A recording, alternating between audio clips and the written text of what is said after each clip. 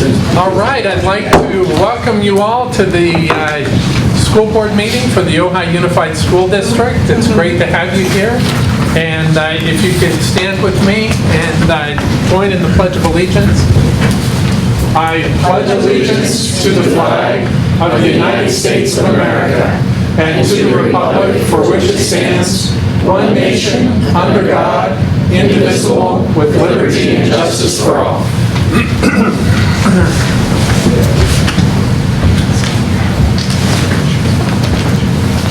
I don't want to make any promises, but we may have a shorter meeting today than we have in the past. I shouldn't have said anything.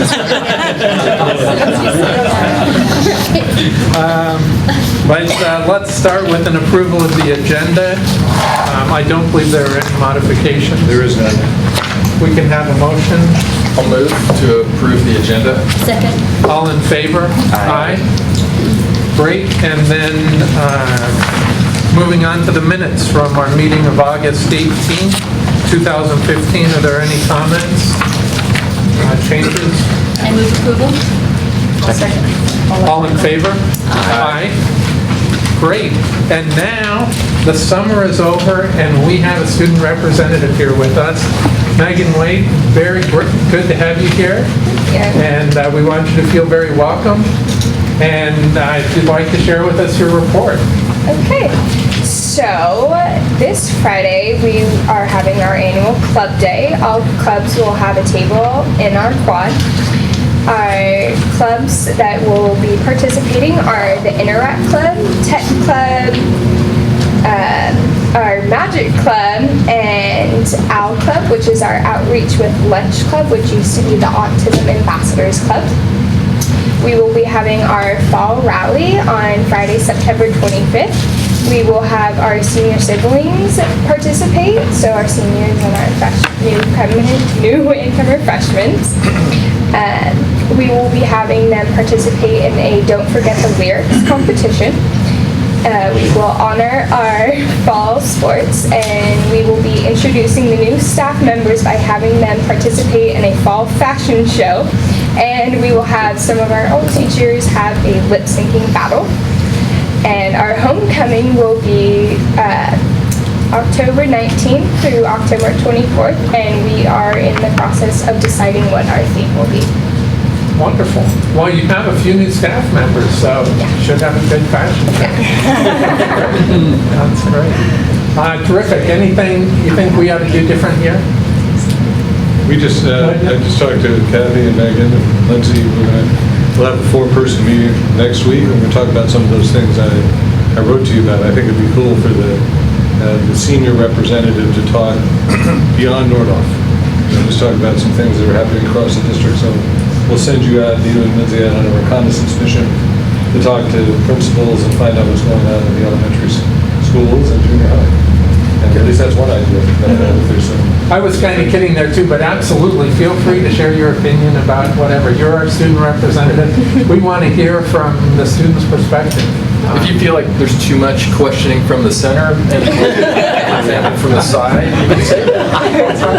That's right. I have a quick one. The OWL Club, do you know much about that? I do not. I believe it's just mainly like support for our special needs kids, and they go there, and other people can go there if they want, and it's just cool. So interaction between special needs and other populations. So everyone cool. can feel welcome, even though I feel like Nordhoff is a very welcoming place for everyone. How did you feel the beginning of the year went? Was it exciting or nervous or everything? I was very excited for my senior year. Yeah. Do you think your whole class feels that way? I believe so. Because that would be something too. I think it would be fun if students had, if you become the president, hopefully, and you're running. We're talking. You're not taking a position. Since I don't know the other Where is the debate tomorrow night? But to hear if there's, the students are, we're really hoping to bring something new to school, or like with the freshman, senior mentors, siblings. That was such a great idea. So, Lindsay and I are also running that together. So that's good. Wonderful. Other comments? Questions? Great. Thank you. We're happy to have you here. By tradition, we say you're welcome to stay, but you're also welcome to leave if you want. Okay. So sometimes the meetings can drag on. And it's fair to say, by tradition, they always leave.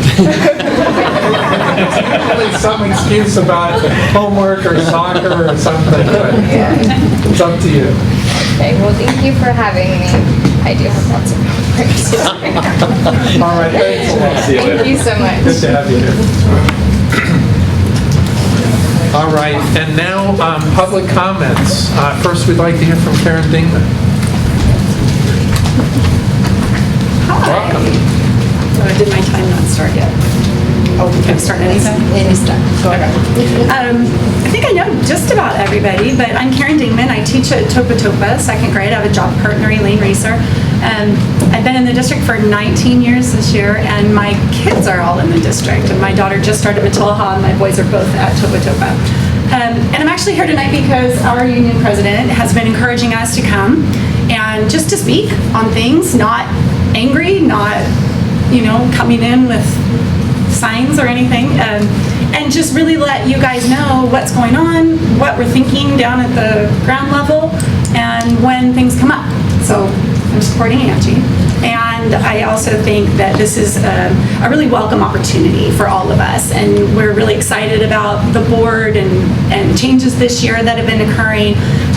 We're grateful for the furlough days being taken away and to have a full school year. I am grateful as a parent and as a teacher.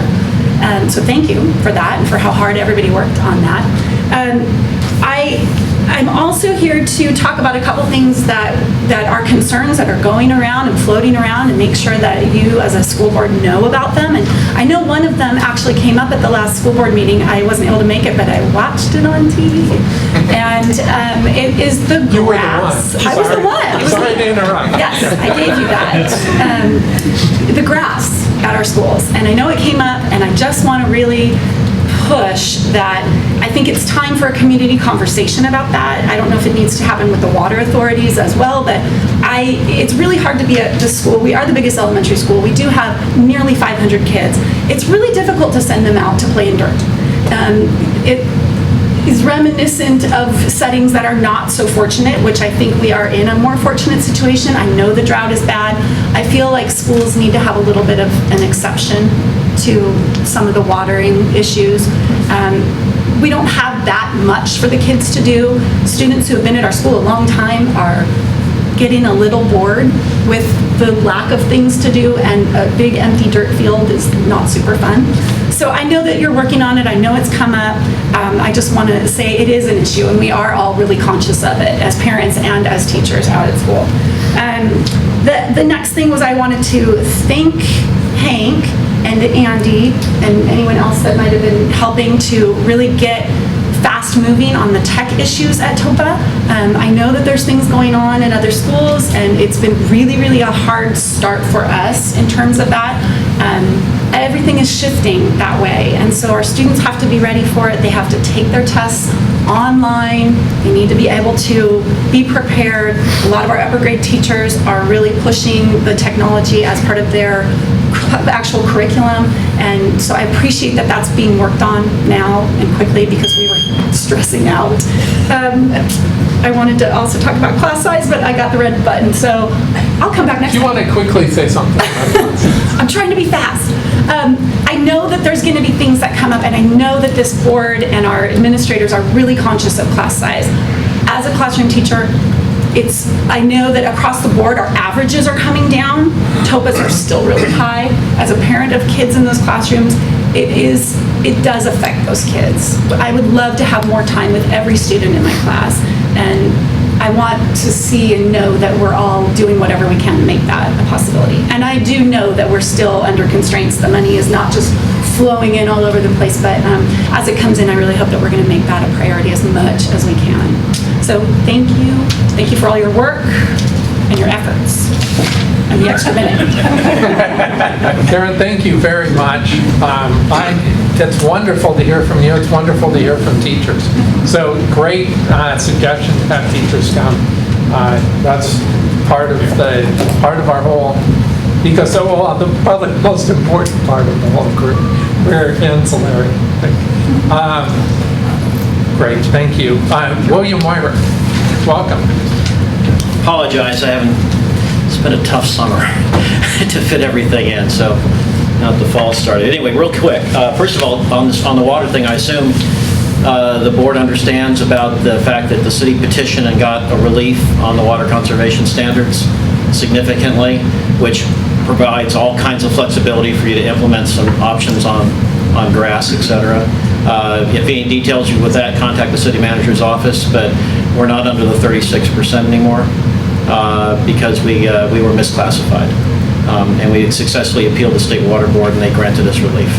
So please, if you need some details on that to figure into your overall strategy, please contact the city manager's office or Steve McClary, the deputy city manager, on that. Yeah, we're in a drought, but we're also need to manage it in a way that makes sense. And we have much more flexibility on that. I just wanted to very quickly say, and I appreciate the opportunity, that there's a general theme of the school board and the school system coming up in discussions with city council and city council commissions with some regularity, with the idea of trying to explore opportunities.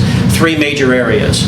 One is after the new Libby Park playground goes in, we're planning on having, and we obviously would need to cooperate with the school board, having some trial runs for the master plan for bike paths, expansion of bike paths, dedicated bike paths specifically, and mostly motivated in terms of moving, having safe bike paths to schools and to recreation areas throughout the community in a much more expansive way than we have now. So that's coming, and we're looking at having a whole big event like that sometime after the new playground gets in. We just can't handle doing the playground and this. So we hopefully we'll be communicating with you about that. That's the Complete Streets Committee is sponsoring that, and the Planning Commission. Also, the Parks and Rec Commission continues, along with other council people that I speak with, to talk about, gee, couldn't we do something really interesting with the school system with respect to cooperating on Parks and Rec facilities, because it's growing fast, we're bursting at the seams, we're looking for how to possibly do imaginative things. Maybe this could be part of 7-Eleven committee, I don't know, in terms of how to cooperate on the use of facilities to improve the environment for the children as a whole. Also, the Arts Commission continues to talk about, gee, are there options for working with the school system in terms of using the facilities for arts activities, performance venues and things like that there's no other opportunities for in terms of talking with the school system. And also, we have just a general sense that we want to make sure that we don't leave any opportunities on the table for doing things together that would leverage each other's resources for the improving the environment for the children in this valley as a whole, and improving the attractiveness of families wanting to come here with families to take advantage of those opportunities that we could provide in terms of that cooperation. So I just wanted to do a short report on that. Thank you very much. Yeah, appreciate that. We are going to talk about the fields tonight, and the water situation. I think there's good progress on that, so that's excellent. And that brought up a good point. We should follow up with... Second meeting? Yeah, the reason we didn't get to the Parks and Rec thing because we ran out of time and waking hours with our combined school board city council meeting. So we need to... Landmark. Yeah, we were. So let's not just wait for the next scheduled meeting to promote that conversation. We can move forward. Okay, there's really a real sense of wanting to promote as much conversation as we can. Well, let's talk about that, but it is a good reminder to meet again. So, great. Well, right, and I would say, good point. You don't have to have 10 elected people to come together to work on it, right? So, Parks and Rec, give me a call, we'll sit down, we can talk about it. As a staff, we can talk about it. And we can then get back to the 10 of you and give you a sense of what some of those shared opportunities are, because they are there as well as the arts. Okay.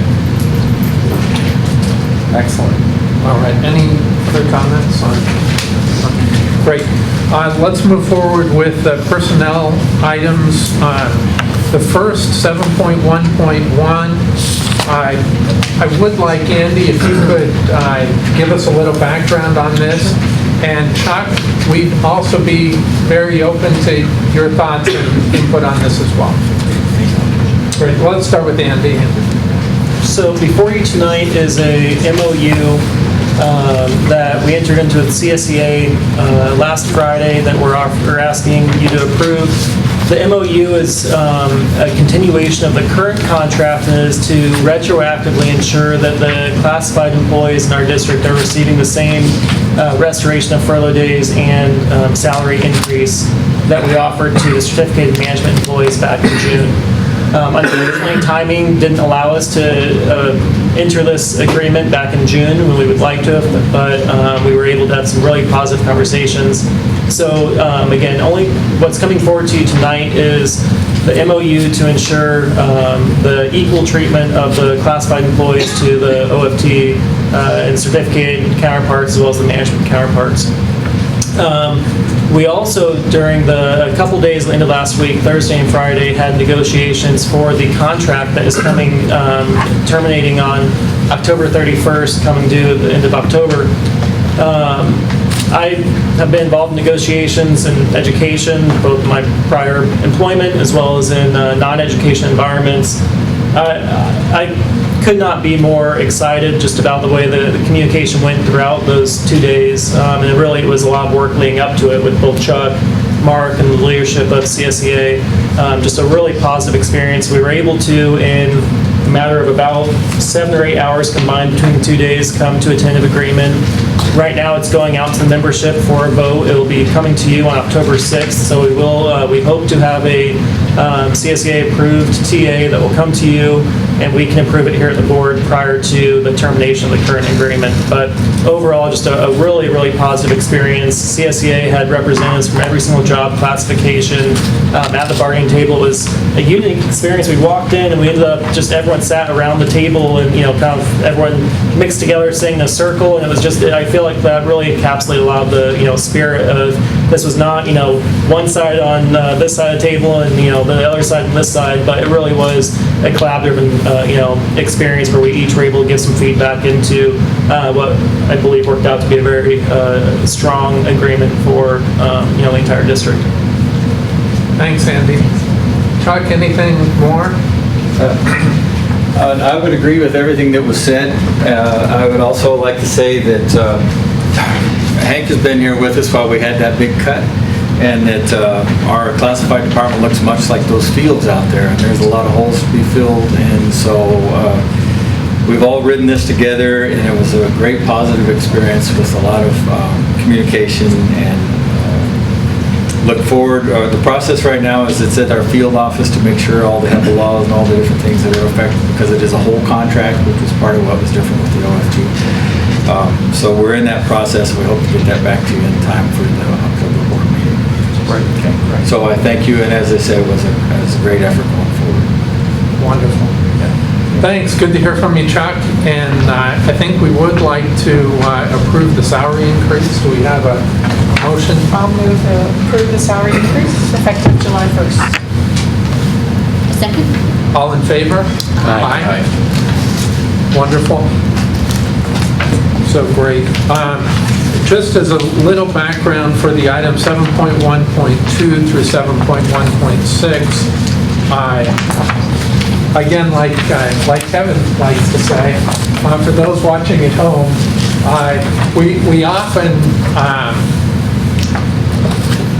in filling teaching positions, the right person isn't always available at the right time to do that. And according to the criteria that we have, and so exceptions need to be made. 7.1.2 is a declaration that we need to approve, and then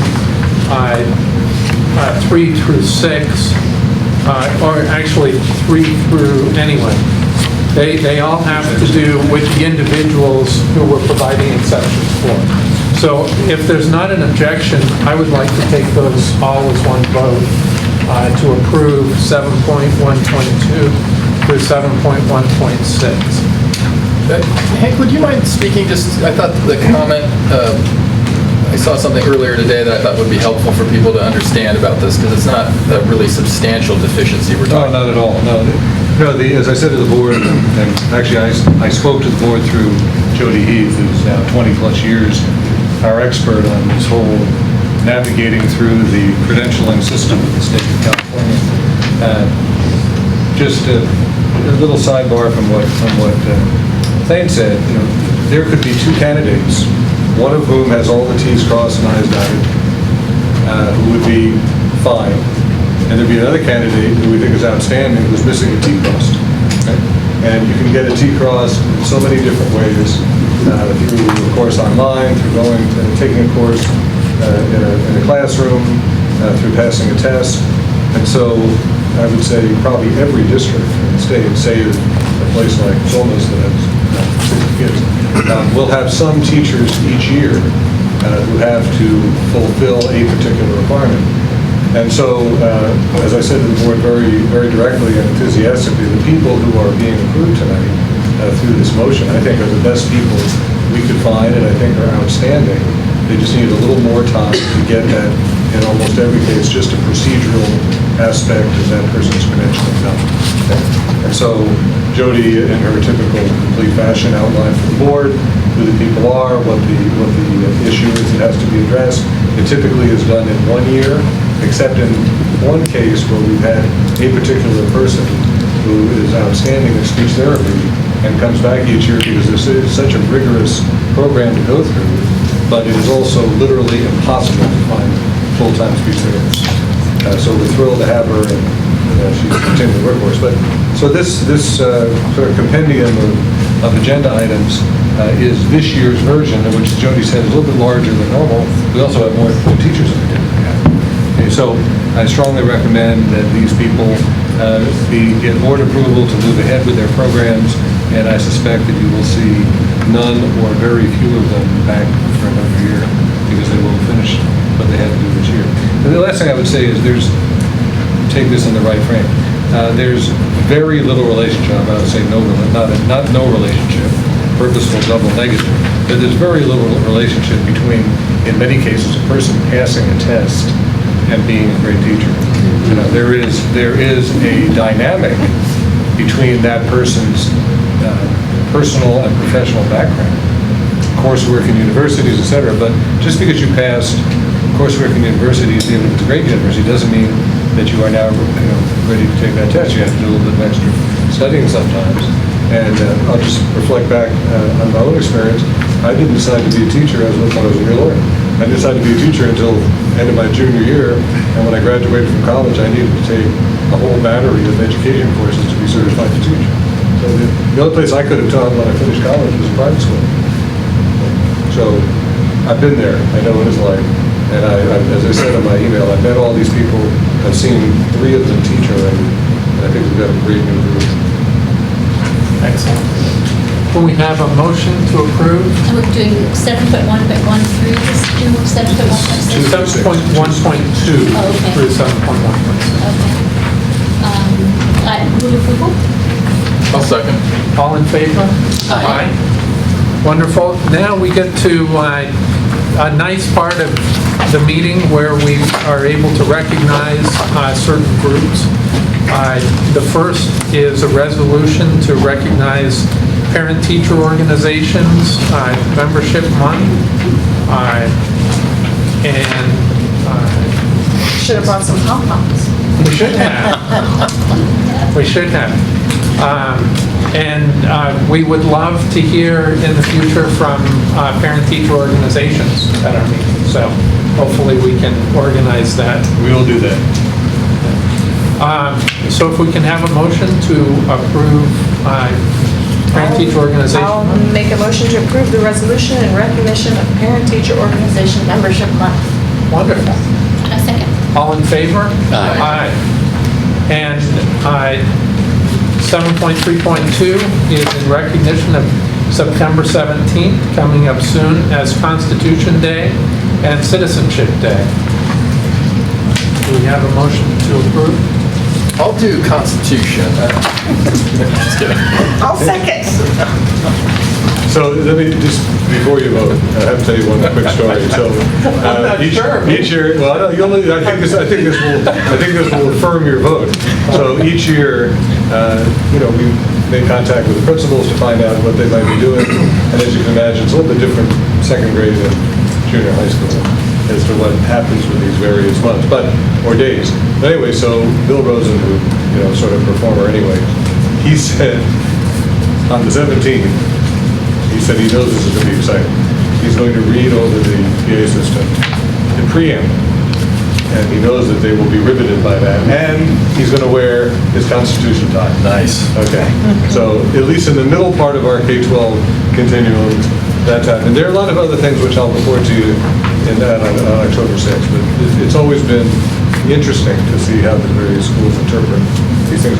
And another thing is, you have to remember, sort of common core-ish, that unlike 10, 20, 30 years ago, when a lot of these single days or single month kinds of things emerged, now we're getting much, much more immersion of heritages and ethnicities and races and every kind of what used to be sub-denomination of people into normal study, which I think is fabulous, right? Because that's who we are.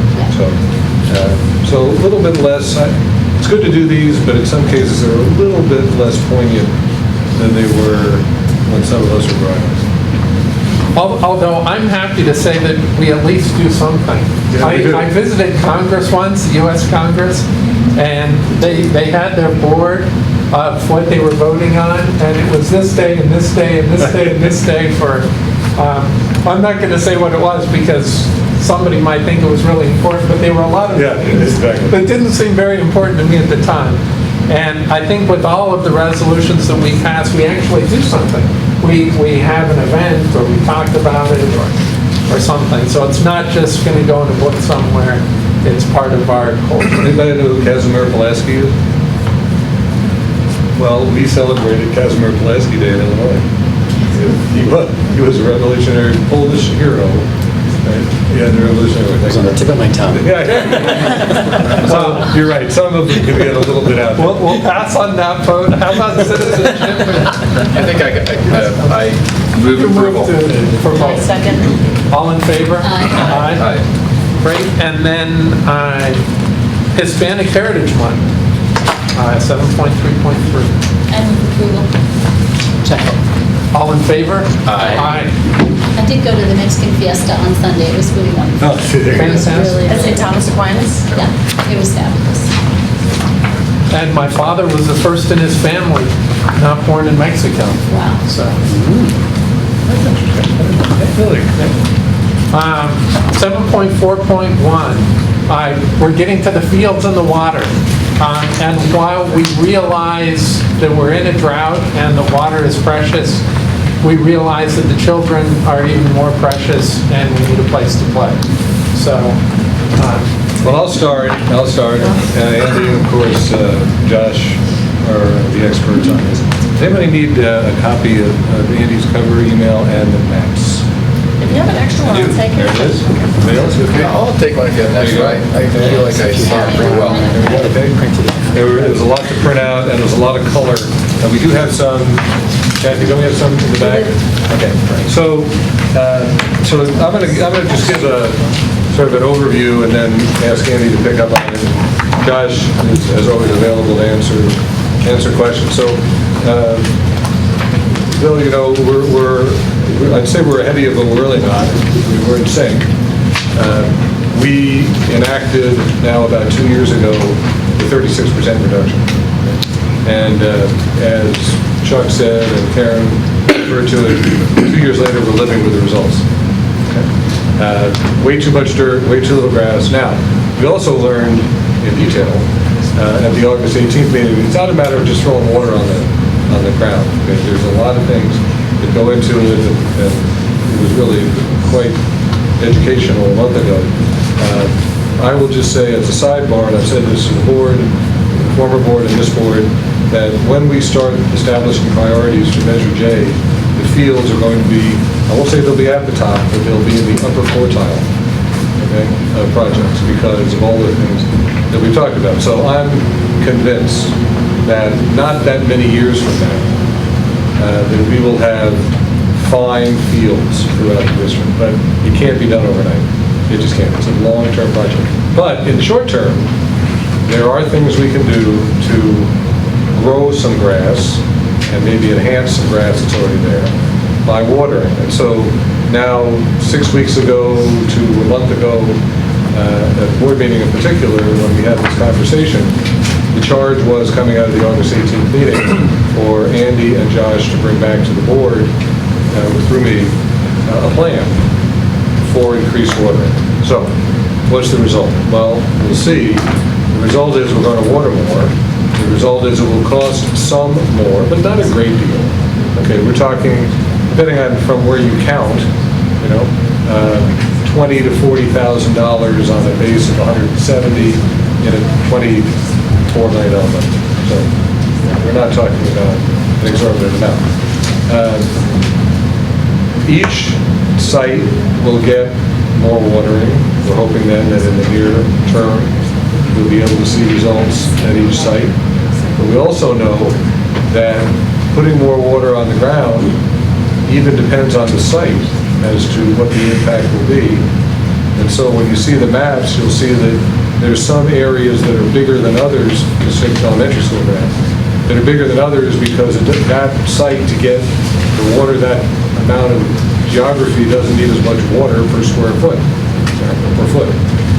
So it's very complicated, but the end result, as I said, if we could go to the board, is I want every school, every elementary school, because Matilaha and Norda already have places where we have some decent prices. Whatever elementary school to have at least some reasonable place or places where the students can go, where the principals can assign PE classes and recess, etc., where the teachers can go, where they don't, after some period of time, have to drag in the dirt, the mud, or whatever. And so we'll have decent places for them to play, albeit way better in the future than the present. So that's the plan, and the plan that you see, as I said in the email, started yesterday, right? So it's in place, and Andy and Josh are ready to answer any questions that you have, and get any opinions that you have, and et cetera. So I think before we go there, Andy, anything else that you'd like to add to that introduction? No, I think we can answer any questions that you have. Josh, you okay? Yeah, we're good. Are you okay? Yep. Okay. I have two. So maybe this is for Josh. Does this take into account, I know one of the things you talked about in August was, so you get this great green field, do we have the staff to cut it and rake it and make sure that the sprinklers are working? This new plan takes that into account so that you feel like you can, the maintenance staff or the grounds crew can take care of these once they start greening up? Right now, we just have the 2 groundsmen, so we haven't added any personnel.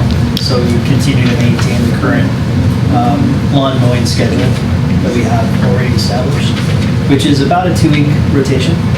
So, Just let me jump in. The obvious, obviously, Chuck, as you were a month ago, welcome to participate wherever you think it's appropriate.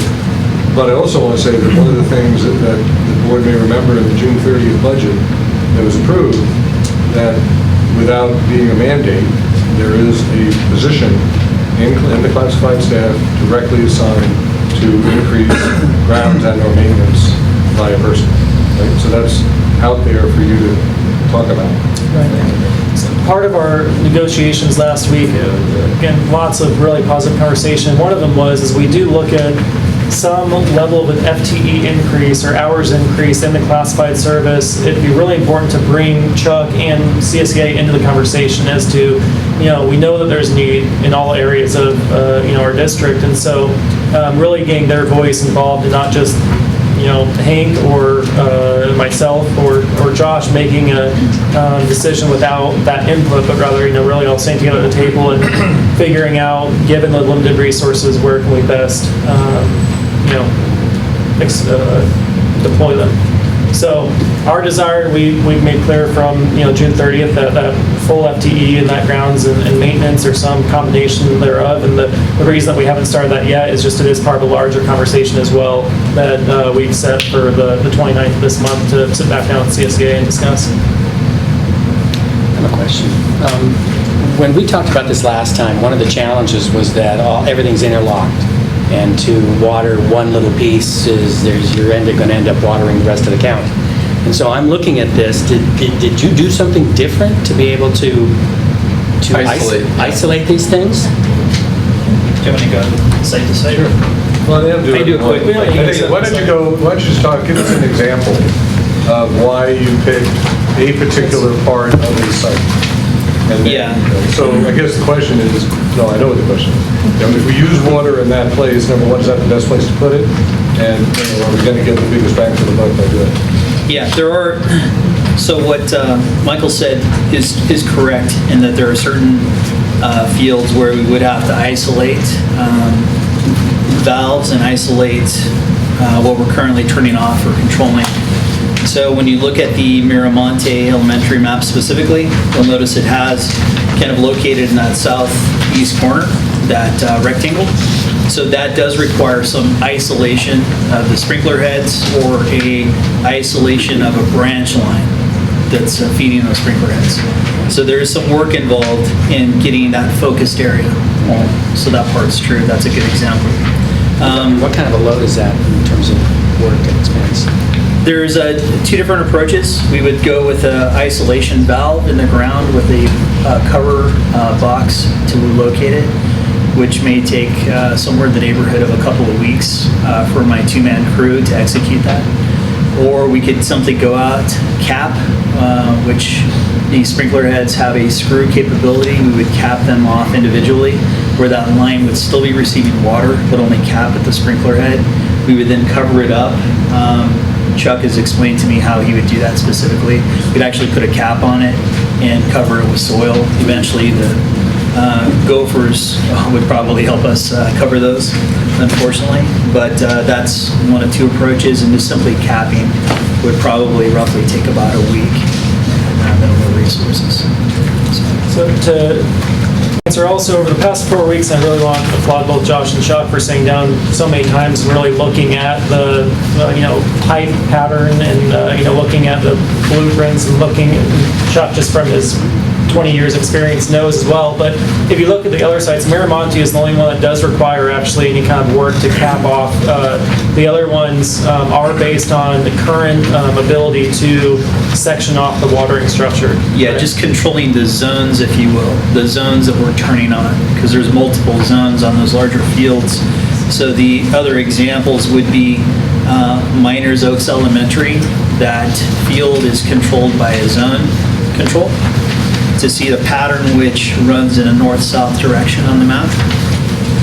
And then when you look at San Antonio Elementary as well, that's a east-west configuration primarily, but there again, it's a zone control to control that side of the field, which is mostly the north end next to the baseball.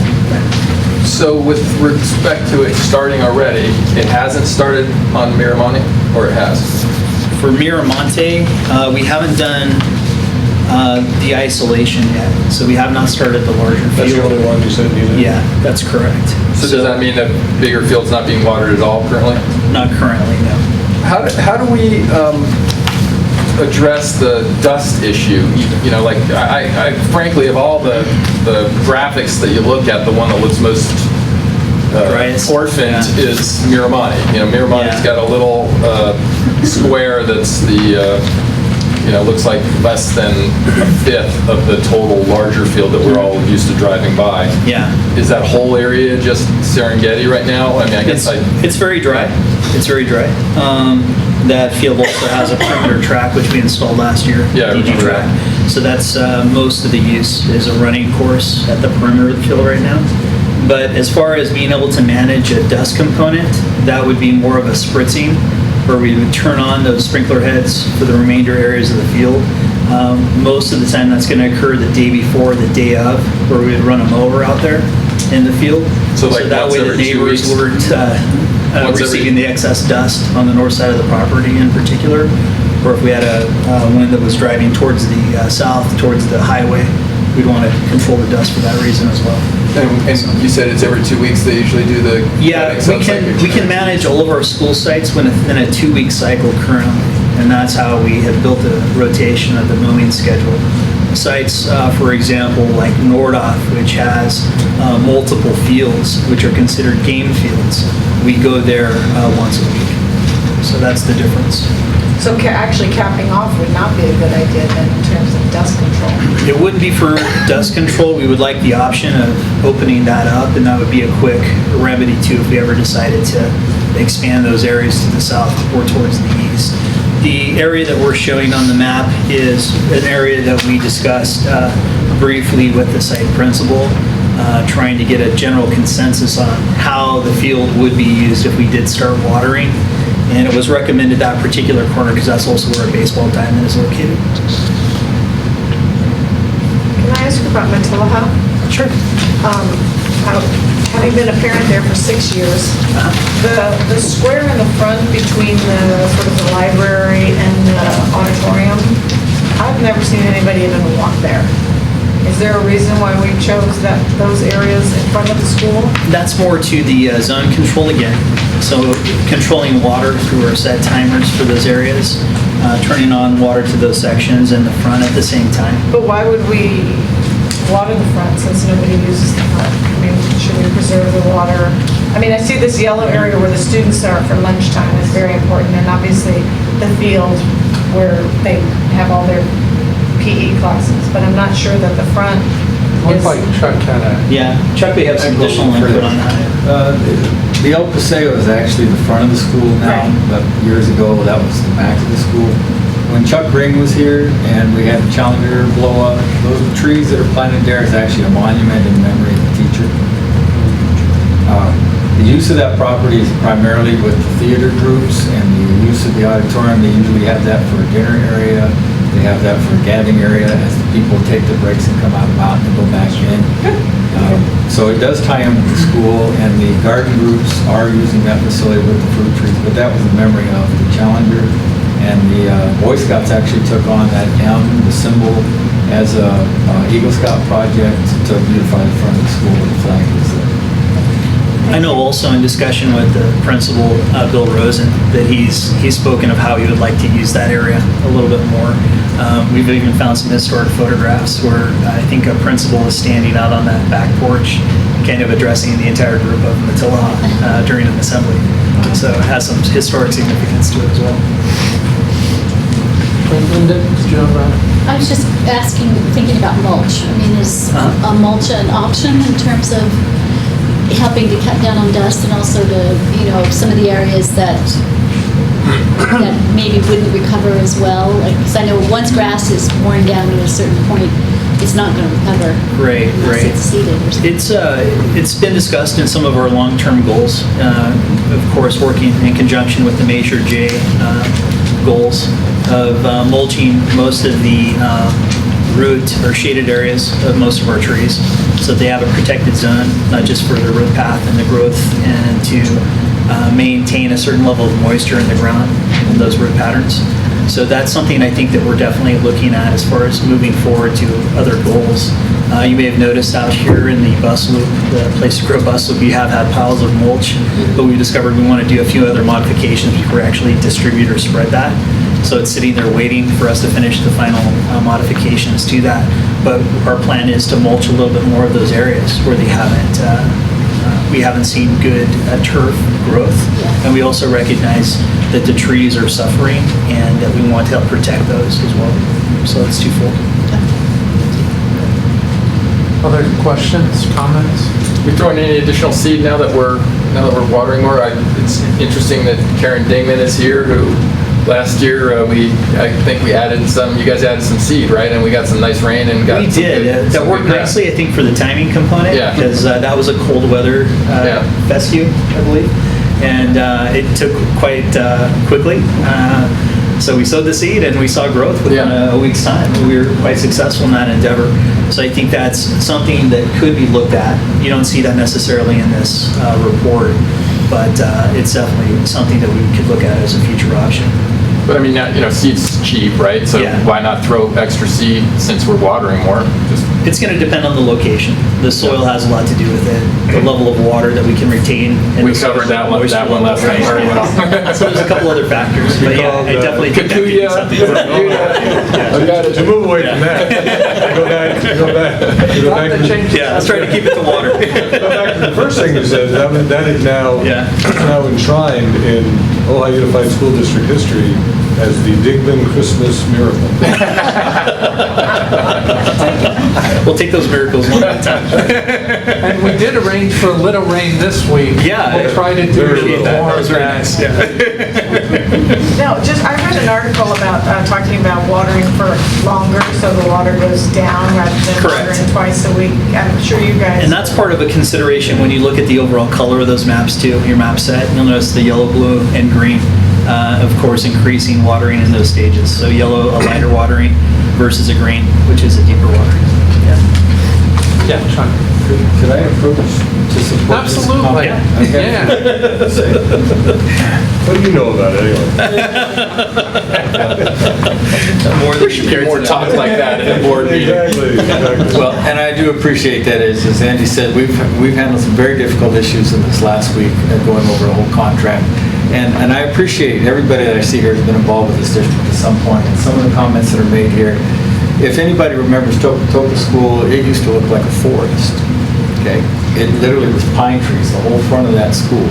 And I was accused of the one that killed those trees. I don't have that kind of power, okay? And Linda made a comment last time about reference to trees. One of the first priorities we did with watering in the district is, what do you want, trees or lawns? And we have set up the district throughout that. Over the period of 20 years that I've been here, one of the things technology has allowed us to do is the start times, as you just suggested. I have no sprinkler in the district going more than 12 minutes. The reason for that is that these sprinklers at 45 feet are doing a rotation of 90 feet diameter, and so that it's taking 12 minutes to cover that 90 feet. If I have a broken sprinkler, I don't want it to flood a property. So in 12 minutes, it's soaking. I can come back 8 times to that sprinkler and turn that on. So when you're asking for increased watering, I can do that by 3, 4 start times in a night. Okay, and that's the way I'm managing that right now. But I'm also very concerned, because I think you were here at the time, when a school down the street here was having a celebration and a tree fell down on everybody that was having dinner there. Yes, World That University. horrifies me. Yeah. Okay, Hank's already put out a memo in reference to trees. So I have some leaders on the team that were very conservative about water. And one of the examples of that was to put the track all the way around, because why do I want to water a field that I can't even mow because I'm doing gopher mounds? I've asked for the tractor, and it's obvious out there, okay? So I'm not going to keep pushing that point, but I want to address the questions that you have. Right now, we're in September, so we're already losing daylight, so we're already at the end of our cycle of warm season turf. It can be as hot as all the way up till November. The point is the stadium has been our focus. That is a community gathering spot for all events, disasters, sporting events, music events. And so the artificial track allowed that facility to be used, because everybody knows or has experience, it used to be underwater. How would we gather there? So we have made an improvement, but that improvement was based on our water usage throughout the district. Do we want trees? Do we want turf? In the areas that we want turf, we've upgraded all the clocks in the district. Some have weather stations through a grant through Casitas Water, so that it directly relates to percentages. Like that rain today, I don't have to go schedule all the clocks. The weather station's already done that for me. Okay. And Josh has the technology at his computer that we can do Nordoff and Tillahoff straight to his computer. You can see what's happening. So the technology's there. Having said all of that, TOPA has an infrastructure issue that the power goes out and my clock's reset. Okay? Some of the technology allows me for memory to be volatile, and some of it is non-volatile. And so come daylight savings time, I go through the whole district and change all the clocks. I just had it happen yesterday on this property. The sprinkler came on during class time because the power went out on this site. Last part last week. And so what you're asking of is dynamic. The concern that I have is that with respect to what our priorities are, and the gardens is one because it tied into classrooms, And with respect to the leadership who says, why do I want to water a field that I can't roll a ball 20 yards and have it go straight? I guess I would even challenge 10 yards to go straight. That's a ball, and I showed pictures last year to Andy with the whole basketball consumed in the ground with the gopher holes. So I respect the decisions of the Brown, but it's not just that decision that was made. Topa had an example of a construction that went on that almost 3 months with no water because of a project that we leased out, but it affected us 100%. And we're still recovering from that. Do we agree? Okay, so the unfortunate part is that when I'm out there mowing, am I mowing turf or am I mowing weeds? Because Topa's go-heads right now. I'm embarrassed about that. Those hurt. Okay, and that's our playground. Okay, so I respect where we're at. I would ask that we not overreact, because there are some infrastructure issues, as we talked electricity at this site and at Topa, that have nothing to do with eye candy, but they shut my clocks off all the time.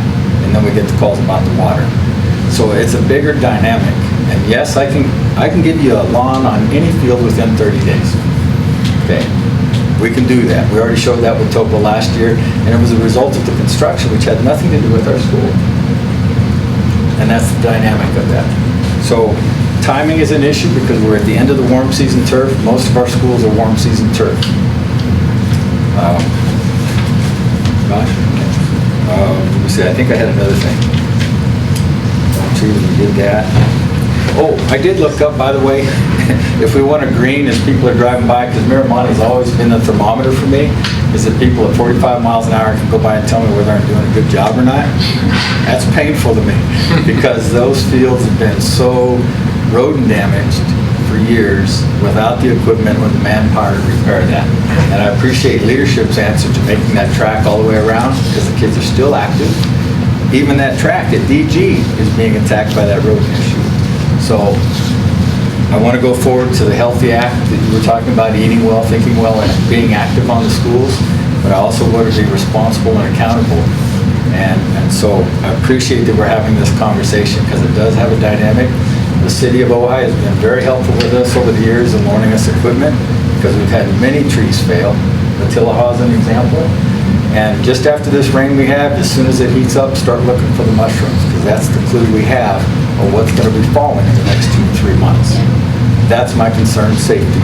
And this turf is part of that. So we're managing the water. Tell us what the priorities are, it'll happen. When you said don't overreact, are you talking about don't just believe that by throwing a bunch of water on fields that is necessarily the salvation? Is that what you're saying? Example with the San Antonio School. Years ago, that whole field was put in by volunteers through a softball program that was well-maintained. 350 kids participated in it. The volunteers put that in there. There was 40 hours of water a week going on that field. I went out there to mow it, and I said, there's nothing to mow. We had fusarium wilt in there so bad. We went out and got a soil sample done, which is something I encourage as we go forward to manage any of these fields. It was so bad there was 0 elements in that soil. They wanted me to put 10 pounds of nitrogen per 1,000. That's huge. Okay? That's where we were with that, because we leached it. That's a sandy soil. Now, if I went to Miners Oaks and tried to do that, we couldn't get off the field. It'd be just like a mud bog, because it's entirely different soil. And that's what we're trying to do when we manage our sprinklers. And these new clocks actually have that. The type of sprinkler that I'm using, the type of soil, and the type of plant material I want to water. So we have that out there. And the priorities, I understand these fields need to be playable. And that's where I said we started with Miners Oaks this year, when I showed you the 20-foot long cracks out there. That soil is unique to this valley. It's called Porterville clay. And it was so dry that those cracks go down 8, 10, 20 feet. And a whole truckload of dirt will not fill that crack. But a little bit of water will make it expand. So there we manage by having the 4 or 5 start times to let that water keep soaking in deeply, because once it does, we have to shut it off. Otherwise you can't walk on it, it's so slimy. So each site has specific water, and we're really, over the years, have geared for that. And with respect to what our priorities were, a safe, flat field, if we can get it green, okay, but we are not a golf course. We're not charging like some of the facilities do.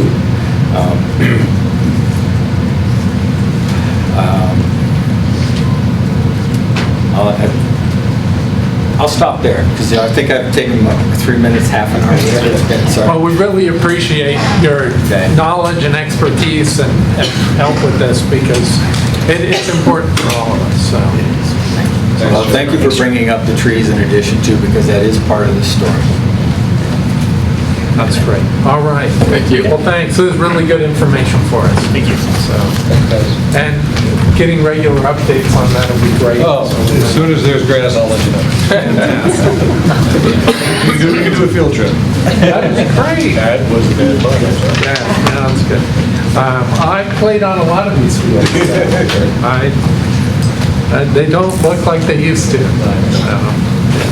All right, moving on to 7.4.2. This is action adopting the GAN limits, the estimated GAN limits, and It's separate. right, Yeah. right. Andy will cover that. Do you want to give us a little background on that, Andy? Or? Sure. So back in 1979, there was a Prop 4 was passed, kind of following on top of Prop 13. Prop 13 is what capped how much property taxes were going to be going toward education. Prop 4 jumped in and said we want to make sure the expenditures don't start running away, and we're going to cap how much expenditures can increase year over year in public education for California. This truly, at this point, is a pro forma calculation that has nearly no value to any district in the state. Almost every single district meets the requirement, which we have. Most importantly, we've met our requirement. But even if we had not met our requirement, then we can actually dip into the state's GAN calculation and use, because they have so much overflow, because education is not coming anywhere near meeting the expectations is what the funding increases would be year over year starting back in '79. So any district that didn't meet the limit could tap into the state's surplus of available limit, if you will. So ultimately, this is just something that has to come before the board every year by September 15th for an actual resolution approval stating that we have done the calculation. If we met the requirement, then we state that, which again we have here. If we had not, then we actually would have had to include in the resolution that we were going to be tapping into the state available limit. So that's really the background here. It's a calculation that must be done each year that we every single year have met and we will meet forever going forward. Are there any questions, or do we have a motion to approve? Motion to approve. Second. All in favor? Aye. Aye. And do you want to continue on, Andy, with 7.4.3, and a big thank you to you and Laura for all the work in getting this together. Of course. Well, real brief summary, this is our unaudited expenditures for the 14-15 year, or unaudited actuals. Really good news, revenue came up more than we were expecting, expenditures were lower than we were expecting, and so as we heard often, toward the end of the year especially, that we were anticipating $881 ending unappropriated balance. That number has increased to $140,000 or so.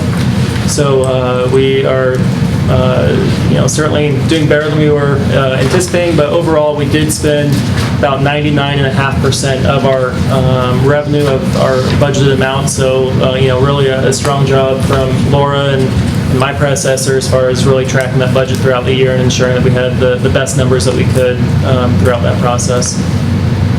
Are there questions from board members on that? You guys work hard on this, we appreciate it. Laura, the trooper. Jane, did you have something? What are we going to do with that report, Jeff? Oh, I have a list of about 800,000. Okay. That'll be another meeting? Yeah. Okay. Yeah. Already spent most of it. I got more. Great. So as a board, we're asked to approve the 2014-15 unaudited actuals financial report. I actually got a quick one. When are they audited? We have our audit firm coming on the end of September 28th through October 1st, I believe it is. So it's about 4 days that they're on site. They'll continue working, and then in December is when we'll actually bring the audited actuals and the report to you. And who is the auditor? Nigro and Nigro.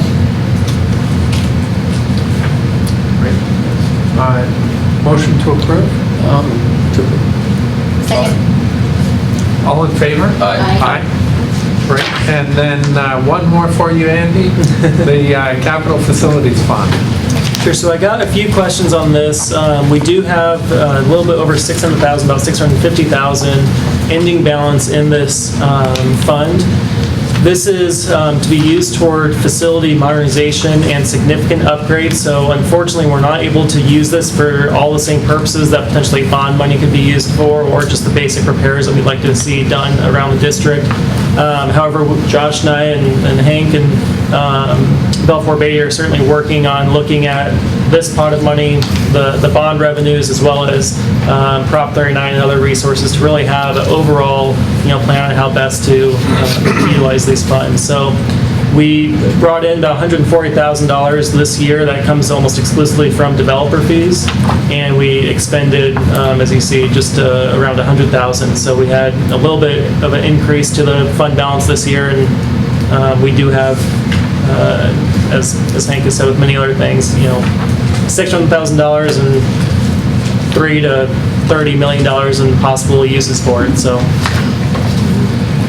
Can any of this be used for that technology issue at Tuppa Tuppa, or when you're talking about upgrading?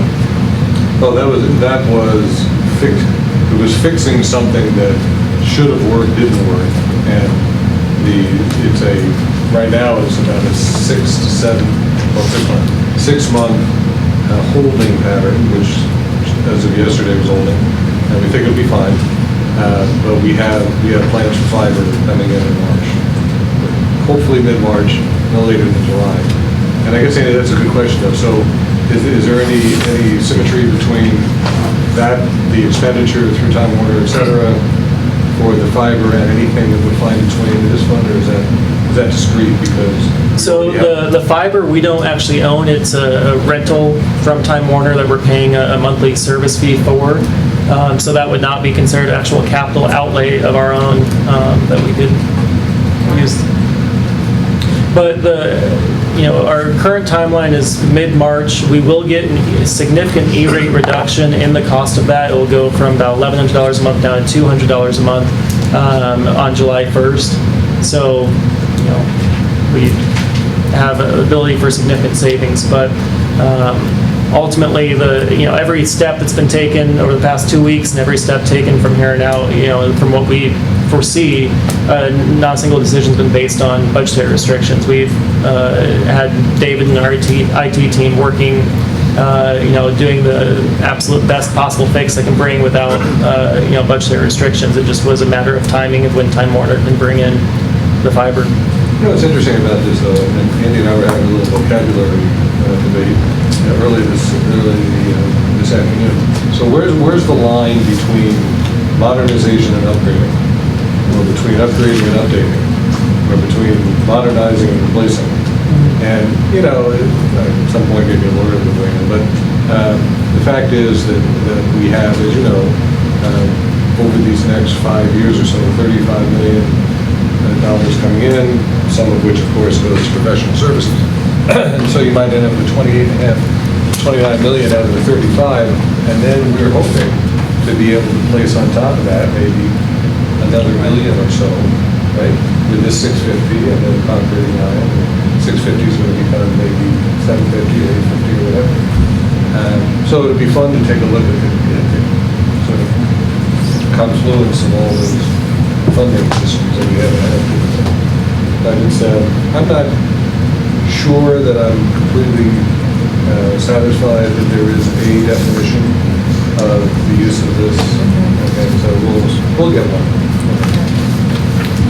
I think overall, you probably can't use any monies that are designed for infrastructure or even modernization for an ongoing payment, like a subscription or for a service. Right. So sometimes, you wonder if it could be, if your business relationship could be differently set up. Right.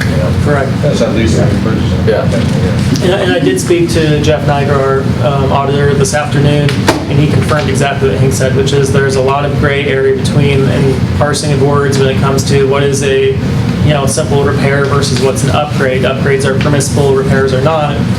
what's very clear is that we're not to use this to, paint buildings. We're not to use this to, do a $500 repair on a sprinkler system. But if you are looking at big projects, if you're looking at a significant upgrade or replacement of an outdated structure, then, we have confidence. Well, these new timers and clocks, that would be, right? I mean, that would be upgrading, not paying for the sprinkler heads, but updating clocks. I could see that being more likely, certainly. Yeah. Solar panels, that was something that would be covered. I'd have to look into that, I'm not sure. It's something we don't have. Yeah. Yeah. Could you briefly just explain the E-rate? My understanding is that there's some government subsidy for some types of internet, apparently a fiber, for your fiber service, but why do we have to wait until we get that subsidy? So we do get a subsidy for telecommunications.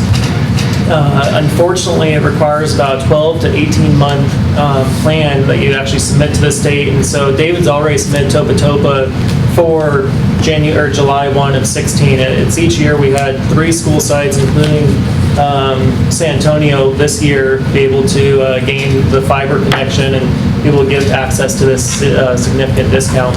But just the way that they require the submission of the plan is unfortunately about a 12 to 18 month delay. Was there a limit on how many schools could be submitted at once? Do you know why we didn't do them all at once? Yeah, there was a limit. So we chose 3 this year. We had, I believe, 2 on the plan for next year, and then in the final year is Nordoff. 3 that were on the plan implemented as of July 1st, 2015, were at the time the plan was constructed, the most severe situation. Right, exactly. So you just don't know when you wake up the next morning what's going to become a severe situation. Well, and even more to the point, not just when you wake up tomorrow morning, but when you wake up a year and a half from now, because that really is, again, the timeline of when you have to be making these decisions. It's not a matter of, what's occurring now, it's what could be occurring a year from now, and so it's really involving a lot of proactive thought. Does the bandwidth get substantially higher once you're on the fiber? Correct, absolutely. And Nordoff doesn't have that high bandwidth, or we're just paying more for it? No, so we actually still have a radio connection with them, which is similar to what we have in Topa, and that's one of the reasons that we had some issues over this. The issue was with the actual radio itself. So they have similar bandwidth to what we'll be able to get them once we actually have the fiber in. What's more important with them is just the consistency and the strength of the signal. Them being Nordoff? Nordoff, sorry, yeah. So we don't need to take a vote. We receive the information and appreciate that. Thanks. Moving on to the governing board policies. John, thanks for being here. And again, I'm not, if anyone has questions or comments, let's talk about those. I have a few. I don't know where yours might be. My first one is on page 39. Does someone have something before that? I think I do, but let me reread what I have here. Page 9. Okay, let's take that.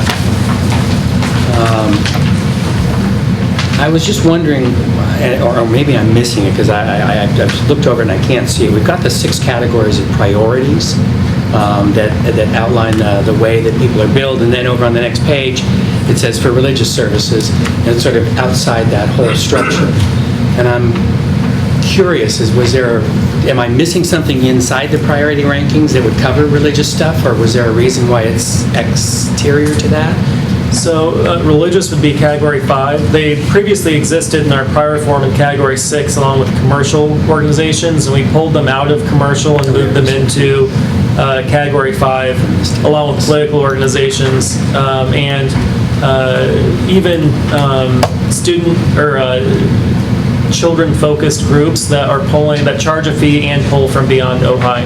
So the example provided both in the prior plan as well as current is club sports teams that may be made up of children from Ventura and Ojai and choose to use our facilities, and they're charging high fees for access to their program. Okay, thank you. I'm sorry, I actually didn't see that phrase in category 5. So then my next question would be, since we're talking about a direct cost fee in category 5, what then is the purpose of this other paragraph? Which On the top of page 9? when any school facilities for religious, that shall charge at least the district's So net cost? that's incorporating ed code specifically. Oh, okay. So again, they're to be read together, which is one saying we have to charge them the least direct cost, and the other saying we are going to charge them direct cost. Got it. Thank you. Plus, it's services, religious services versus another kind of religion. Also, a religious group could have like a daycare at a school that would be under Category 5. Category 5. The Right, other one but if is- they're holding a if service, they're holding church services. right, then the first paragraph on the next page prevails. Just a quick question on Category 1, and this might be way, oh, no, we don't do that anymore, but I had thought that the Nordhoff music program had to pay to use Matilda's auditorium for their No. performance. Comments. Good. I was like, what? That's an interesting revenue generator. but I don't think it would help us at all. Bill Wagner had to pay to get in. Did that really happen? No, I just remember asking, because it, at the time when I had 3 kids, a family of 5 That to doesn't go to seem one of very the shows, I was like, wow, I can't really afford that, I was like, why is it so expensive? And someone was telling me, well, we have to pay, you pay for the music, for the rental, or the royalties, and blah, blah, and I thought someone had said. I'm glad to say no. Did you find, Well, just on page 10, I don't know the fair rental value, how you determine that, but I don't guess that doesn't have to be in here, because obviously it's going to change constantly. Correct. So we have current rates that were established a few years ago for the fair market value, and those could change periodically, and so it's not actually, the rates themselves are not included as part of the policy. anything else before 39? All right, then,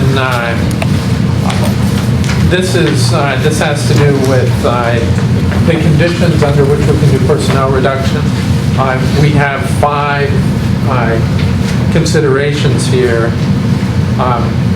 And while they all kind of have to do with not having enough money, I don't see anywhere here that says, if you don't have enough money, you can do it. So, and this whole section's optional. So I'm wondering if we ought to put a number 6 in that says something very professional, but says that we don't have any money.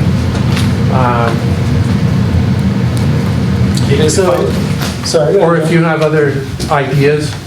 Yeah, John, do you have input on that? If you, those ed code issues there, if you really read the ed code and talks about it, it really does more define what happens. There's 2 things that happen. You either get less money or less students. Both end up the same way. And so the inference is if one of those things happen, you're going to have less money. So that opens the door for you to do that. While it does not necessarily say in policy that that you can do that because you have less money, if A and B happen, C is the result, and C is less money. And by the way, I did check with other districts to find out. They all use the exact same CSBA policy.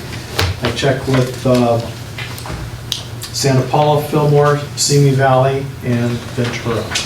Well, I mean, it's easy just to accept the policy and not worry about it. So I'm not surprised that other people don't, change it.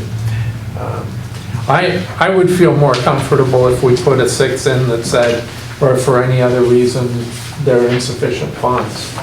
Right, because what you're saying is maybe our ADA doesn't go down, but the tax dollars goes down. Or whatever, yeah. I mean, what if there's a earthquake and we have to repair the buildings just to be able to keep the students in, and we spend as much money as we can, and we don't have, I mean, I have no idea.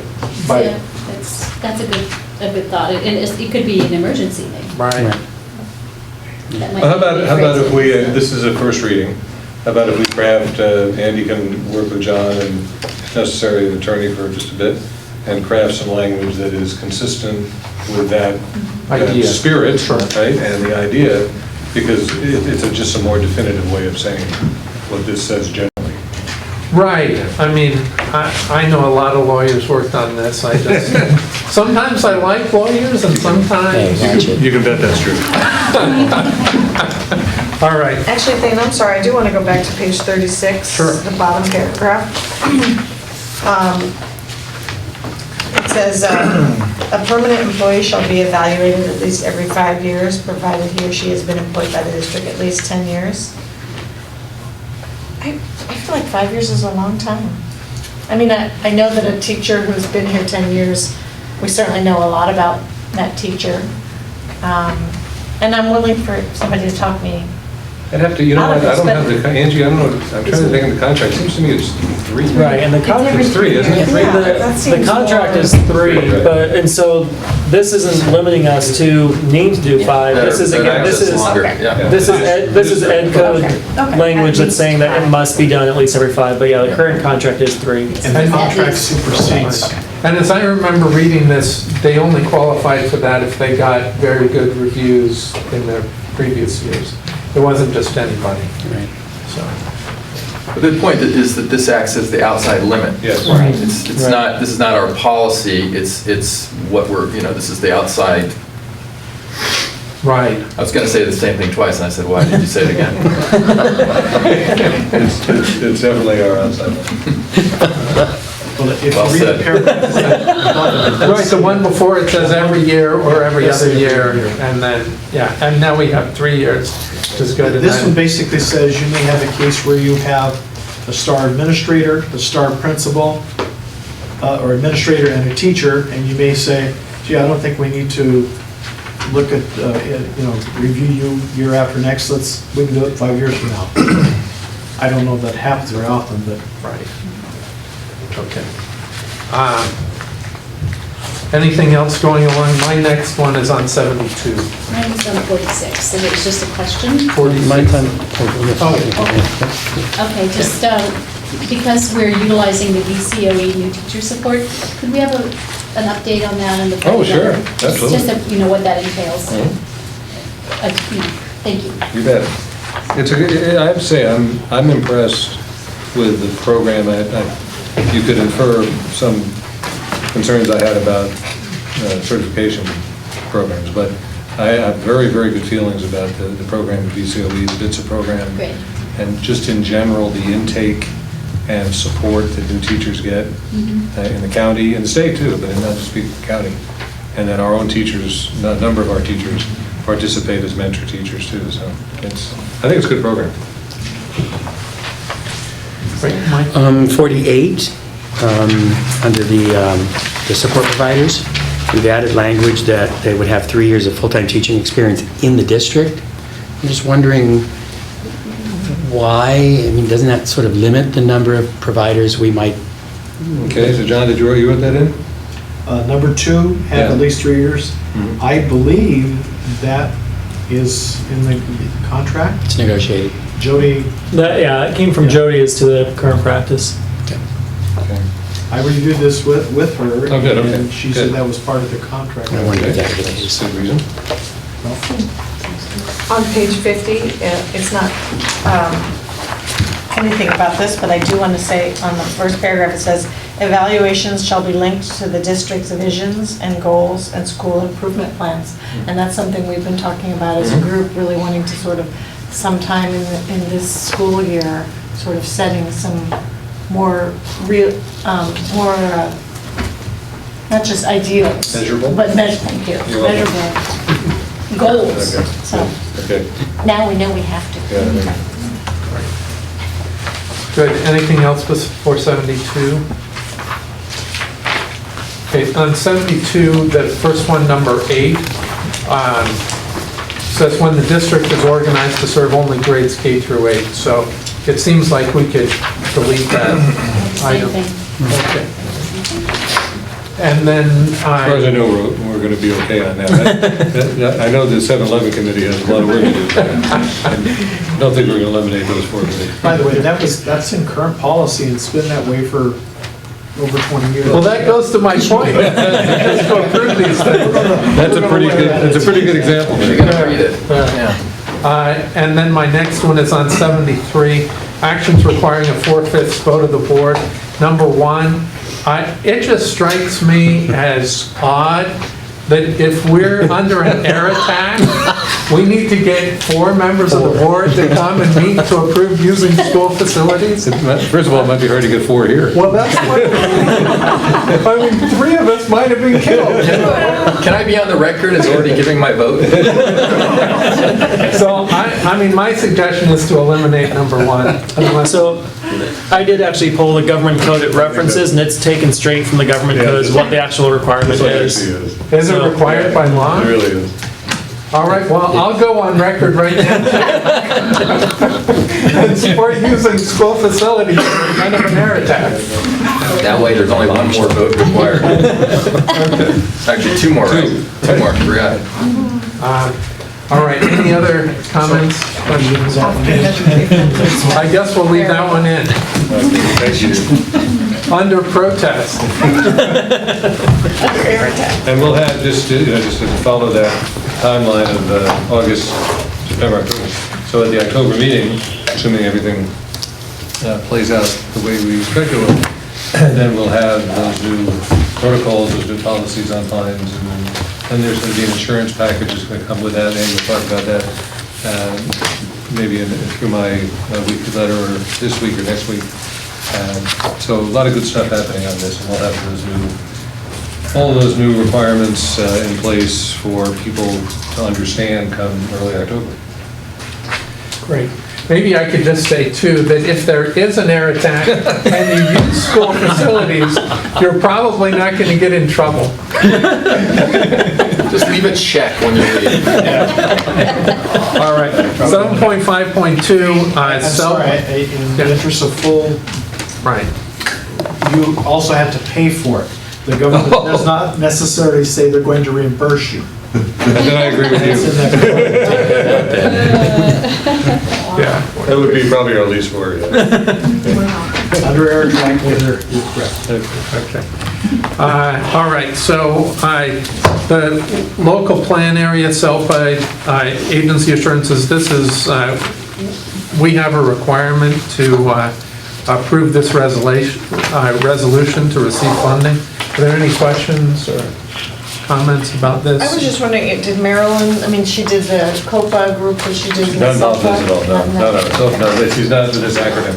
But, all districts receive the same information from our really fine assistant superintendent who runs SELPA, Mary Samples, and it has been vetted many ways in many different offices, and the reading was ominous. I guess I would, because it said, basically, I'm approving a resolution that said we got input from the stakeholders who were supposed to have gotten They did. input on it. No, they did, To okay. construct this, Okay. they meaning SELPA did. Okay. Right. Do you have a motion to approve? Move to approve. I'll second. All in favor? Aye. Great. 7.5.3, renewal of the superintendent's contract. This extends the contract from 2018 to 2019. I think it's worth noting that Dr. Bangser voluntarily, what's the word, this took the link away from requiring that we I'm hanging out there all by myself. increase his pay if we increase everyone else's pay. So some things are in there that weaken his position perhaps a little bit, but we love him and we're glad that you're here and I'll take that risk. appreciate your service. So, I mean, that's a little oblique. I mean, there had been a provision in the contract that linked Hank's compensation to the compensation of I think the teachers, right? Leadership. But leadership. principals. And so now that is not in there, and the board will just make determinations based on their best judgment about what to do with respect to his compensation. Yeah, just as an addendum, 2 things. One, that's how I've lived my life the last almost 30 years. And second, it was only in there because it carried over from at least 1, probably 3 former superintendent's contracts. There's even that section on air raids. I get to go to the bunker first. But he removed that voluntarily. No, it's in there. It's in the fine print. All right, do we have a motion to approve the renewal? I'll make a motion to approve. I'll second. All in, Go for it. all right, With the new blood seconded. Kevin's got it. All in favor? Aye. Aye. All right, Thank you very much. thank you. You bet. 7.5.4, the 7-Eleven committee, Hank, you want to update us on Yeah, I that? will, and I apologize to Jane and Linda, there's just so much going on today, as many emails as I wrote, I didn't get a chance to get back to you, but, but everybody's aware of what's happened. So, go back to August 18th, when we constructed the 7-Eleven committee concept. Following that, there's been, as you can see on the next page, a pretty detailed rendition of the statutory structure of the 7-Eleven committee, and some, really simple questions that we've asked applicants to fill out. When the three of us met a few weeks ago now to try to do all of our work in time to present committee recommendation of people to the board tonight, it was pretty ambitious, I think, to try to do that. There were personal issues that some people had to deal with, and just family issues, et cetera. So we made progress, but just to give you a concept of what we talked about, number one, everything that was on the website is still there. All of this is there, except you can see that on the date for applications is now a week from tomorrow as opposed to last Wednesday. So we moved it by 2 weeks to let conversations percolate. I think too, with the start of school. Yeah, absolutely. It was ambitious. So, and October 6th, fine, we can still get all the work done, be a little bit more concentrated. As I said to Jay, we communicated a bit. Whenever the 7-Eleven committee is done its work, it must present a report, then present it. It doesn't have to be at a regular board meeting time, it could be a special meeting time. So I'm positive that the work can be done. That having been said, just to give you a sense of what we thought about in terms of an optimal construction of the membership. Start out with one representative of the parent leadership from each of the 5 elementary schools. Remember, this is a K-6 committee. Okay? That'd be 5 members. A 6th or maybe 6th and 7th member would be a staff member or 2. Person to be determined, role to be determined. I will not be that person to determine that, nor will any board member, I know you're not a staff member, nor will any board member be that person. Okay? So now we're sort of in the 6, maybe 7 range. Remember, 7's the low end, 11's the top end. And then those other spots are pretty open right now. We've talked about community representation. And that can be just from a variety of sources. It could be service clubs, the Chamber of Commerce. We all have our contacts. Really, I've asked Jay and Linda to be on the sort of front lines to talk to people who might be interested. Now, we have a number of wonderful applications, and we have some of those categories covered, but not all. Okay, so I would say it should be our goal that by the end of next week, so that would be 2 days after the next deadline, the 3 of us should be getting together, look at the applications, do the interviewing that we talked about doing, right? And then make our best recommendations to the board for action at the October 16th. Is that okay? That's it, all right? That's it. Okay, so just think in terms, again, 7 minimum, 11 maximum, 5 spots for the parents, and 1 or 2 staff, and then, 4 or 5 others, whatever it might be. When we had our last 7-Eleven committee, we had 10 members. So we could have 1 more, we just didn't. We had 10 members. But this is going to be different. This has a different focus. That was really talking about what to do with this property. And we're going to be generally asking them to look at the sites, to look at the resources that we have, and to help us give us some ideas about the best Right, so that's, allocation. right, so that's excellent. So that's a construction piece. And the next piece, this language, you know, it's interesting, we just finished board policies, right, so it looks a little bit like that. So one of the things I asked the board to think about, and I'd be happy to think with you, is there a way for the language that would be presented to the 7-11 committee, and I would think, just figuring out loud in a minute, that Linda, Jane, and I could meet with the 7-11 committee at the first meeting, and just talk with them about, I call it the charges. Okay, now, you can see there are 5 charges according to the statute that governs the 7-11 committee.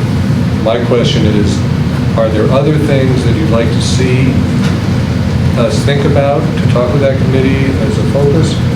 Or is there better language that says the same thing as one or more of these 5 that you think would be good to pass along? Those are some questions that I have. And they don't have to be answered tonight. They could be answered on October 6th, but I did want to sort of get it out there to see how you're feeling about the charge, or charges, to the committee. Any comments? I got a couple. So first, in rereading the statutory basis for the 7-11, I was drawn to the part that says that there shall be, or that the 7-11 committee shall provide for hearings of community input. First question doesn't have to do with this 7-11 committee, it has to do with the prior one. And as I sent Hank an email today because someone had inquired with me, one of the people who's interested in developing the district property here, about, well, what happens next? In my mind, I was thinking, well, we're still going to do the 7-11. I just remembered we all decided not to do another 7-11.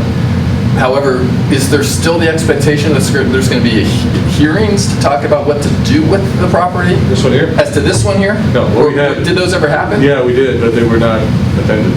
I mean, we had, first of all, every 7-11 committee is open to public. And so in the announcement of the 7-11 committee, as best I could do it, I told anybody who comes, we will hear you. Okay. And so we had hearings. I'm not sure that, you know, when we do the open public hearing, typically we talk about something common and we close public hearing. I can't say that it was that long. Okay, but I think we met maybe 6 times, and at least 3 of them, there was a section of the agenda designed for that. Okay, now, and actually some people did come to think of it. They spoke, a couple of people spoke about the history of the Bell, and what it was like to attend here as an elementary school. Some prior attendees of the school when it was an actual Yes, elementary school. so we had a little bit, but you know, it is not what I would anticipate the hearings of this group in some attendance areas to be like. So that's one issue. I just thank you for that. Now, another thing, let me remind myself here. When you have the hearings, I'd have to look to see, I don't know that it says you need to go to each attendance area. No. So it could be here, but what I've learned is if you want people to come, you go there.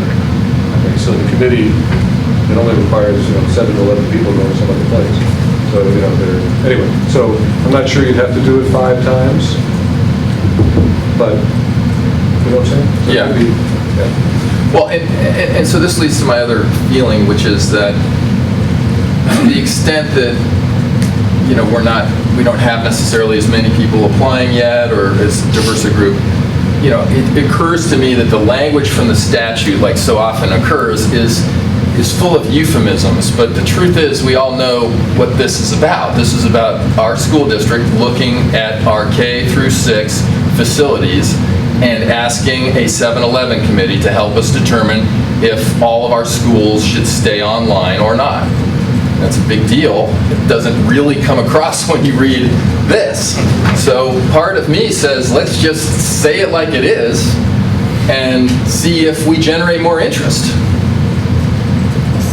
I think in my discussion with the Rotary Club that I spoke to, I did say that this is one of the, this would be, we want to know what we should do with our facilities. Right. The elementary facilities. So So Well- that, I don't know, did you have that No, same I'm sorry, I discussion? didn't mean to interrupt. Did you, and that's, anyone who's called me and talked to me about it, that was my discussion.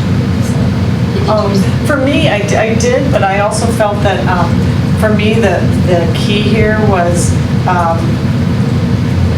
the number 3, the end of it is saying, for childcare development purposes. Okay, so we want to look at each site and say, are we using the site to the best of our ability? Is it fulfilling what we needed to fulfill? Is there a better use for it? Is there, for me, I look at, well, less so now, but for a while there, all those combination classes everywhere. Is that the best use of our facility? Is that the best? Are we providing for the children in the best way we can? So, Well, I mean, I think the provision you're talking about is the part where, having concluded that there's surplus property, you ask the question, should we consider selling or leasing that property for child care development purposes?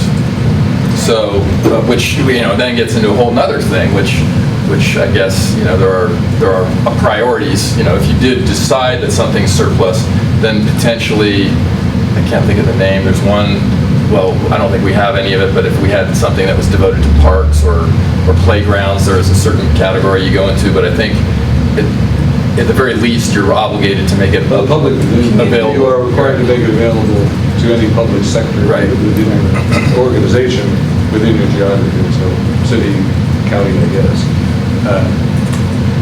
One of the things that I told you I'd share some thoughts, I really didn't want to share them before others, so I don't want to jump in. I'd rather hear anybody, other board members before I speak. Okay.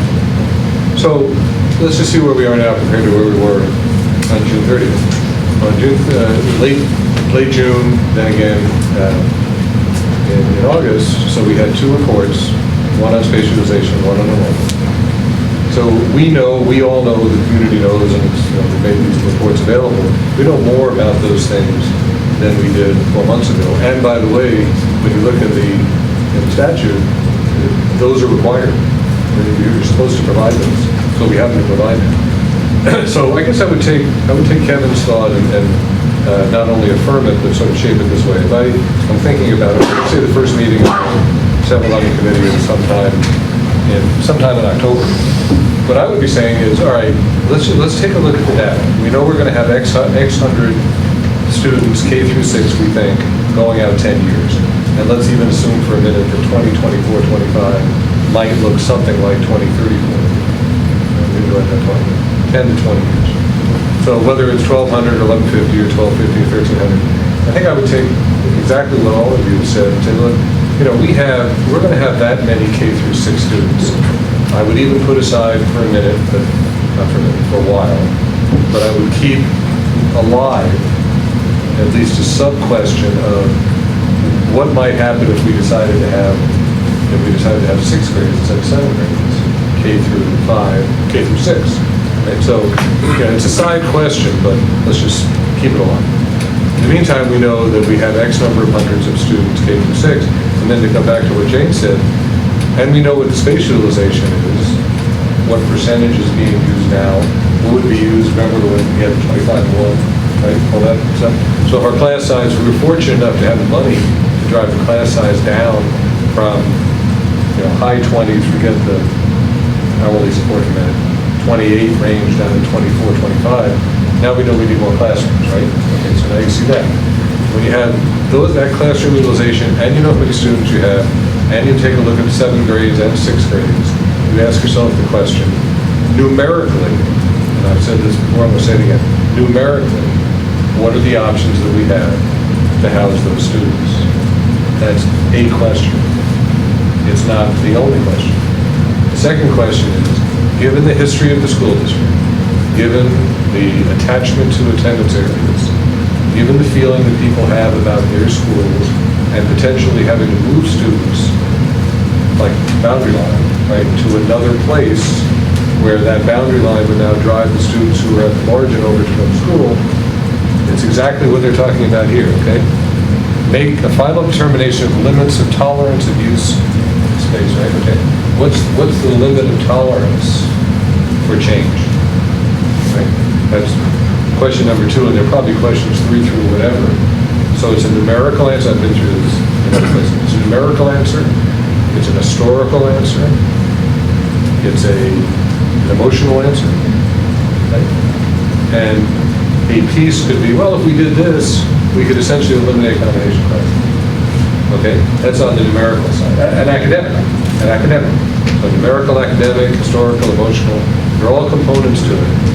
And it's very complex. I'm very confident this community would do it really well over a 5-month period, something like that. But I think that's what this is saying. So what I would say is if you would all agree, like we said, we're talking about getting the item about we might not have enough money. I would like to go back and work a little bit on language that would incorporate what you said, and say, here's another way, here's a more plain English way of saying what the statute requires us to do. And here are the challenges that this group will need to face. And if you don't mind, and I won't put it out there on the website until I get some feedback from you, but I'd like to put in there some of what I've just said, that there are elements here that are not just numerical, they're not just adding up and dividing by 25, Right. Okay. It is not that. It's probably that, but not all. So I'll send it out to you. I might have it ready this Friday, but I'll send it to you no later than next Friday. And then to get some feedback, and then if you feel good about it, then when we do the interviewing, we can talk about that. How do you feel about it? If these are some of the criteria that the committee might use, how do you feel about it? How would you approach that? And so those are some thoughts. And for what it's worth, I think that was a really interesting, good idea to meet at each facility. Yeah, okay. Because not only would you get input from the people who are there, but the committee members can see the facility, they can see what's there, they know what they're talking about. So it's not just theoretical. I think your points were totally in sync with my thinking about it. And I think everyone in the community agrees that, these subjects have been percolating a long time, and whatever the outcome, even if the outcome is status quo, I think there's a perception of let's do this, let's really do it, let's do it well, let's be rigorous, let's ask the hard questions, let's look with the best information that we can, and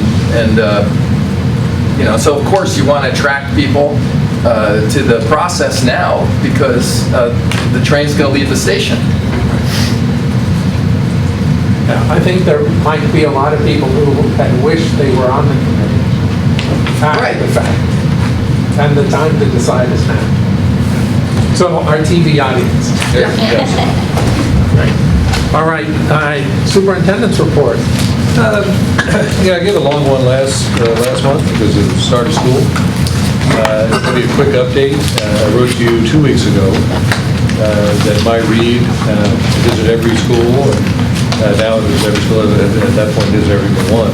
And I don't want to speak for Angie, but I do know that her membership has commented to me, and she has in writing, that there is an appreciation for numerous things. Go back to what Karen said, furlough days, she didn't have to mention the salary increase, but that's not unimportant. And then because I've given you all kinds of data, Angie has seen every single number that I've sent to the board. In one way or another, either through dividing groups with one more section at junior high or high school, or one more class at the elementary level, or not the last piece, another class, another teacher, full-time teacher, then through significant investment in the hourly support program. As you go around the district, the adult to student ratio, let's go student to adult ratio, is quite a bit lower, definitely than it was 4 years ago, 3 years ago, every year. Okay, but even right last year, the biggest difference. Now, I've never said it's where I'd like it to be. It isn't. I wasn't around when it was what it was. Okay, but I know it was. back in the 90s or something, I guess, early part of the first decade of this century. But we definitely made progress. Okay, that is maybe the most important thing to me. Not to put a damper on it, but I've also had to be honest and say, this is the 2015-16 condition.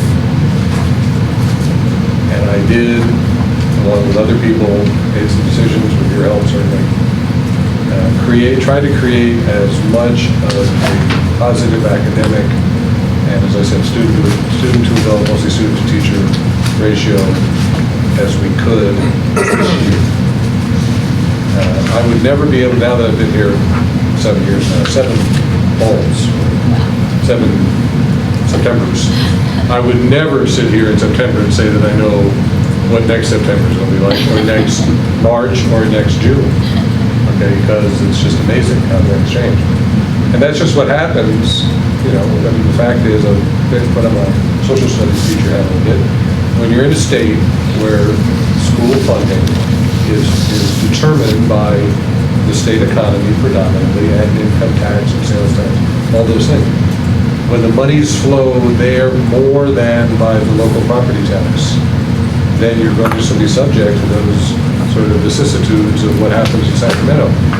I'm not even saying that's bad, because in other states, like the two where I was, you know what your income is going to be because it's all property tax related, and it hardly matters really what the economy is like, particularly if you're in a district that has high property tax. So, you know, we just have to wait, and there's nothing better I can imagine than by being able to sit here a year from now and saying we were not only able to replicate 2015-16, but we actually made it better. I just can't say that.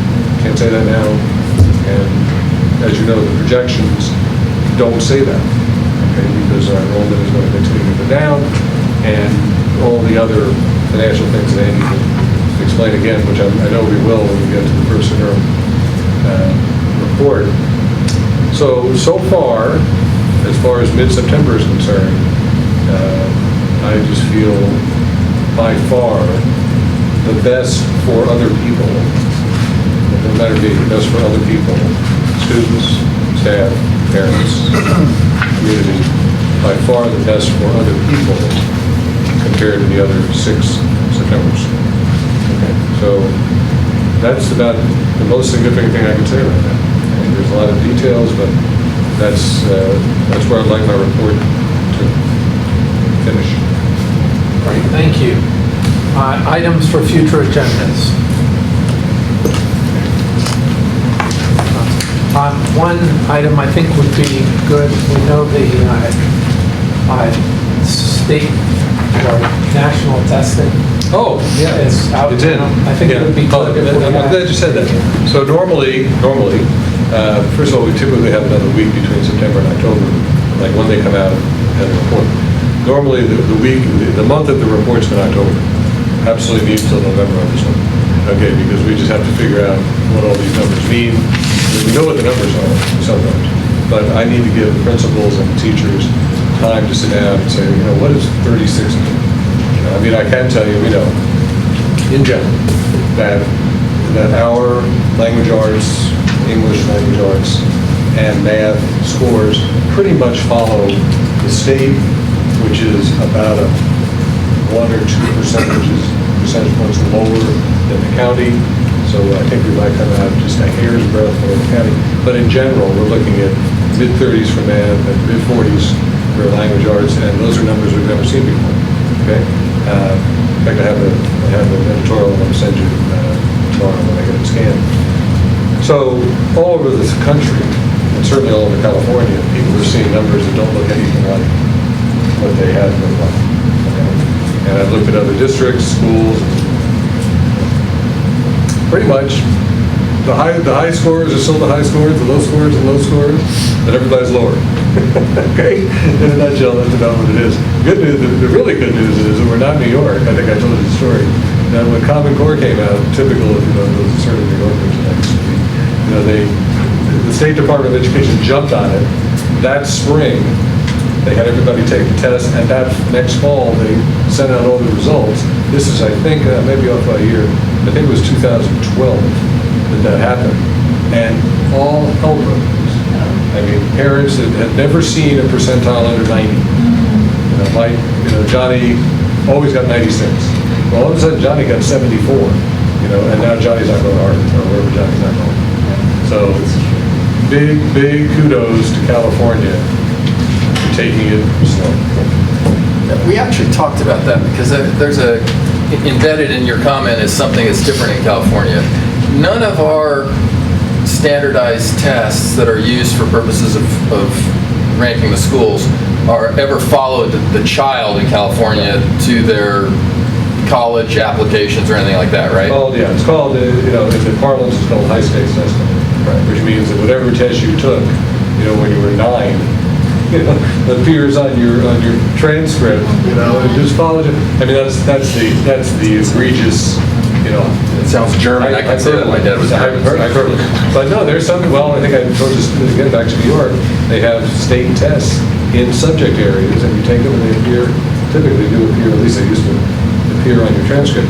So California is it's a local parent, school district piece of information. It'd be interesting to see the correlation, if any, between those, I want to call them STAR, they're not STAR anymore, right? And how they do on this. Balance, yeah. The smarter balance and the standardized tests that actually, SAT, ACT. Well, there've been a lot of studies on the relationship between SAT, ACT, and how the students do in school, right? And the GPA in college and how they did earning money. And typically, what we've learned is that these students seem to be the best. They somehow have another gear. They have a different set of, but they have another set of qualities that seem to come out. Creative. Yeah. Well, I knew you'd say that. Anyway, enough of that. All right, I don't want to get in trouble with this one. So, all right, any other items for future agendas? If not, the consent calendar. Are there any questions, or do we have a motion to approve? I'll move to approve. I'll second. All in favor? Aye. Then we will adjourn our meeting. As a bookkeeping thing, we finished our closed session before the open session, so there will be no closed session.